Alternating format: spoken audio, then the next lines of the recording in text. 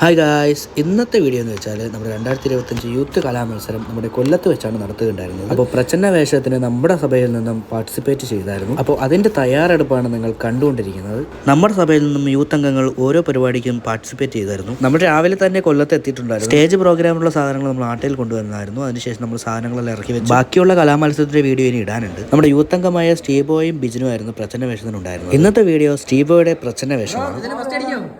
തീർച്ചയായിട്ടും സ്റ്റീബോ നല്ല ആത്മവിശ്വാസത്തോടു കൂടിയാണ് സ്റ്റേജിലോട്ട് കയറിയത്. നിങ്ങൾ ഈ കാണുന്നത് ഷിംഷോന്റെ ജീവിതത്തിന്റെ ഒരു ഭാഗം മാത്രമാണ്. ഷിംഷോന്റെ ജീവിതത്തിന്റെ അവസാന ഘട്ടം അവൻ രാജസന്നിധിയിലായിരിക്കുന്നു. അവിടെ ദൈവത്തോട് തന്റെ കുറവുകളെ ഏറ്റുപറയുന്നു. ദൈവം അവസാനമായിട്ട് അവന്റെ പ്രാർത്ഥന കേട്ട് അവന്റെ ശക്തി തിരികെ നൽകുന്നു. അവന്റെ ശുശ്രൂഷ അവിടെ പൂർത്തിയാകുകയും ചെയ്യുന്നു. ഈ രംഗമാണ് നിങ്ങൾ ഈ കാണുന്നത്. പ്രച്ഛന്ന വേഷത്തിന് 7ഓളം മത്സരാർത്ഥികളുണ്ടായിരുന്നു. അതിൽ 1ാം സ്ഥാനം സ്റ്റീബോയ്ക്ക് തന്നെയാണ് കിട്ടിയത്.